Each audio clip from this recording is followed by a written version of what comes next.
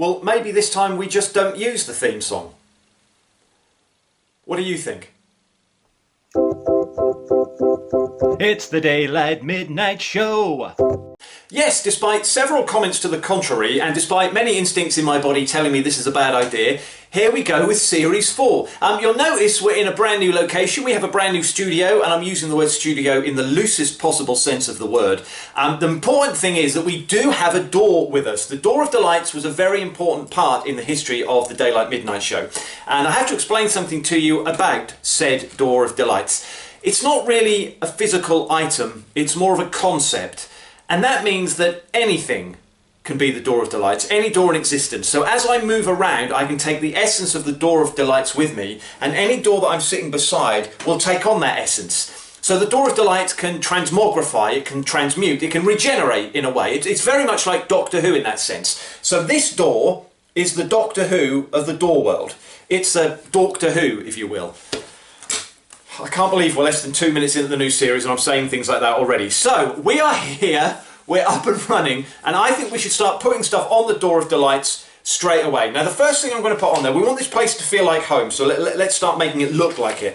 The first thing I'm going to do is the house rules. You might remember when we first started this thing, which, believe it or not, was nearly 5 years ago when we launched Series 1. I decided that the whole structure of it, the whole essence of the show, was going to be based on 5 rules that I had put in place. And these 5 rules would undercut everything else that we would do. And I think these stand up, and I'm going to stick to these once again. So I'm going to share them with you before I put them up. So rule number 1 was, no episode of this show will ever be more than 10 minutes long. I'll set a countdown timer at the start, and when the bomb goes off, it's goodbye. And that's because the original timer I had actually made the noise of a bomb going off. There is a subsection to this, there's subclause 1b, which is that any time I go over 10 minutes, the amount of time that I've gone over by has to be taken off the next show by way of punishment. So it will average out at 10 minutes. So if, for example, I talked for 12 minutes and 30 seconds, the following week we have to take off the 2 minutes 30 that is over 10 minutes, reducing it down to 7.5 minutes, and then that continues on. It's a bit like an accumulator.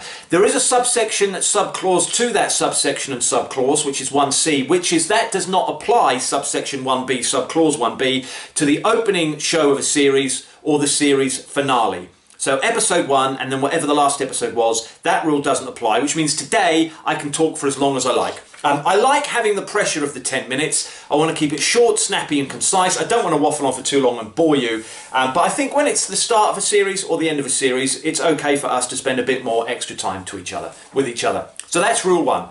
Rule number 2, no drink or drugs. That's for me, by the way. You can do what you like. I can't really remember why I put this one in, because I haven't had a drink for a long time. Drugs have never been my thing. I think the thing is, I've seen a lot of stuff online where people are obviously under the influence of something, and I wanted to reassure you that I wasn't going down that route.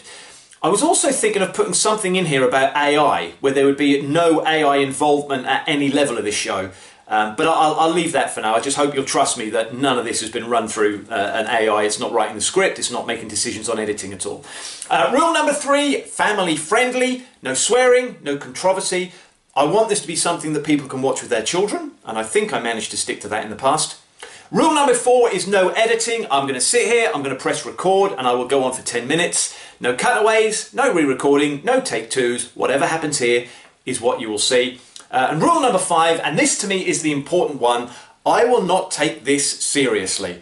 There's enough stuff being broadcast without me adding my own take on things. So it's not going to be about current affairs, not going to be about scandals, we're not going to talk about protests or trends. It's just going to be about me and you, and hopefully it's going to be about me making you smile. So those are the rules that I'm going to stick to. So let's get it up on the brand new version of the Door of Delights. I haven't really decided where to put it. I want to make sure you can see it clearly, even if you can't read every word of it. I can't tell you how many days I've spent working out where the camera was going to be and which door I was going to use. Now, I would quite like it to be sort of high up, and then we've got room to add stuff underneath it.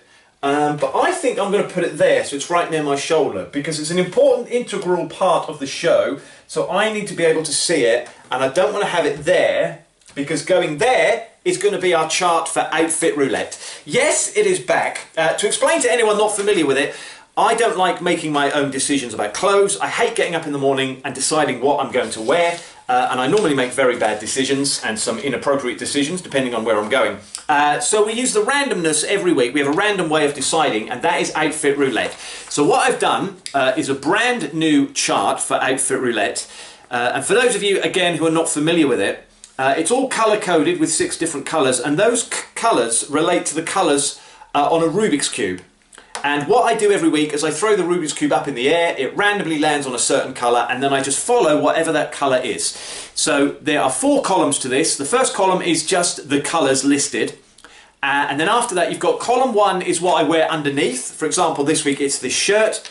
Column 2 is what I wear over the top, like this black jacket. And then column 3 is something that will accessorise that. So it could be a scarf, could be a hat, could be a pair of sunglasses. I've put headphones on this one, just because I thought it might be funny for you to see me sitting here struggling with a pair of headphones on.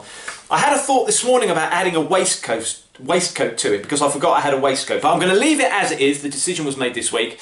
And just to show you how I overthink things, I will explain that because I wanted this to be as random as possible, I wrote down the list of the 6 items for each column, and then I put it all in alphabetical order. So the colours from the cube are in alphabetical order, and then in each column, each individual thing is listed in alphabetical order. So I haven't made any decisions about what's going to go where. Hopefully that makes it more random than it might have been in the first place. And what I've also done this series is that in each column, there is one heading that says nothing.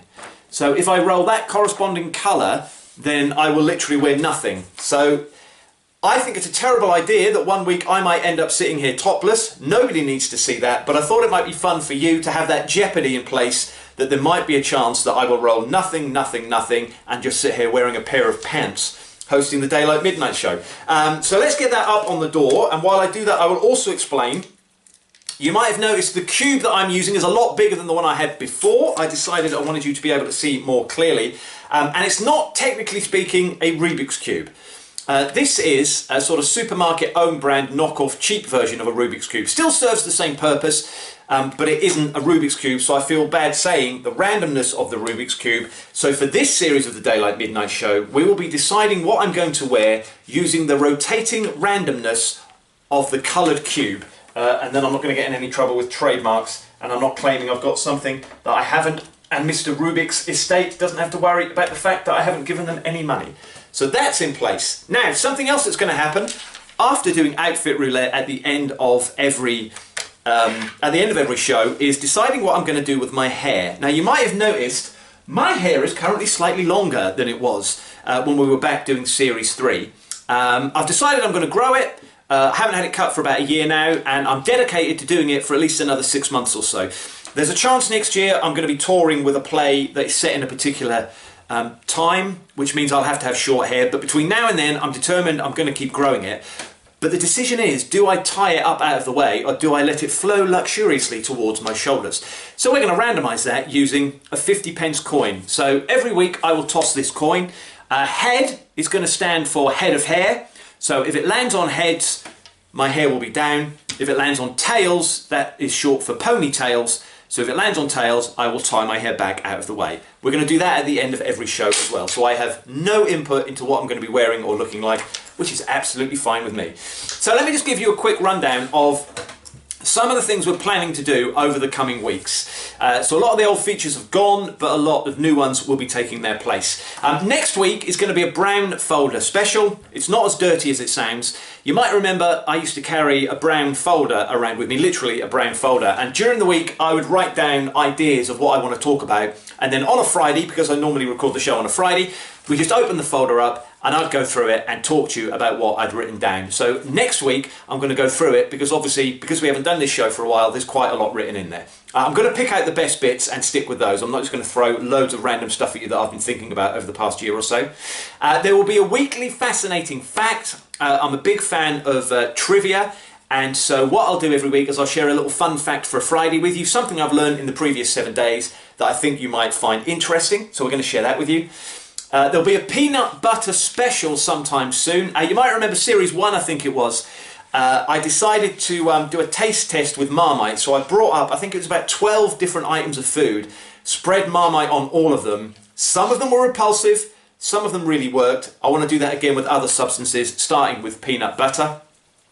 I'm going to tell you about my accidental overdose. I had a little unfriendly dose of COVID earlier this year, and in my adult state I managed to take far too much decongestant. So I'm going to tell you all about that because I want you to learn from my mistake and not go through what I went through.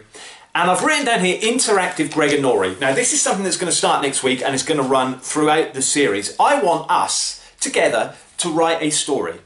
So every week I will give you a recap of the story so far, and then I will invite you to send in ideas for what the next paragraph will be. And we'll build that up over the course of the weeks ahead, and hopefully by the end of the year and the end of the series, we will have a complete story, possibly even a book, that we will have written together. So what I'd like you to do for a little bit of homework this week is come up with an idea for a title of what that story can be. And it doesn't have to be something sort of snappy, it doesn't have to be like a War and Peace or a Wuthering Heights, it could be the anatomical adventures of an AI aubergine called Albert. Whatever you think is a good idea for a title, send it in, we'll pick one next week, and then we'll start writing it, and one paragraph at a time, 1 week at a time, between us, we're going to come up with a story. And that is all I wanted to cover for episode 1. So let's find out what I will be wearing next week by using the rotating randomness of the coloured cube. So I will close my eyes so I can't see what it's landing on, but you will see what it is. I always I catch it so it doesn't roll off across the floor, and then I'll show you. So if I do that and then place it there, you can see that that colour is white, and in the white column I will be wearing my wolf t-shirt next week. Over the top of that, I will be wearing whatever is in column yellow. Column yellow is my therapist jacket that I wear when I do reflexology, so it's a specific kind of jacket. And to accessorise all that, we will have whatever is in column white again, which is a scarf. So next week I will be wearing my wolf t-shirt, over that my therapist jacket. That will be accessorised with a scarf. What will we do with my hair? Let's find out. I haven't practiced this. I don't know whether to let it land on the desk or catch it. I think I will catch it, hold it on my hand like that, and then show it to you. Hopefully you can see that that is tails, which means tails is for ponytails. My hair will be tied back like this. So that's the way it's going to be. That's the way I'm going to look next week. We are up and running, my friends. It is great to be back. I will see you next week. Have a great 7 days.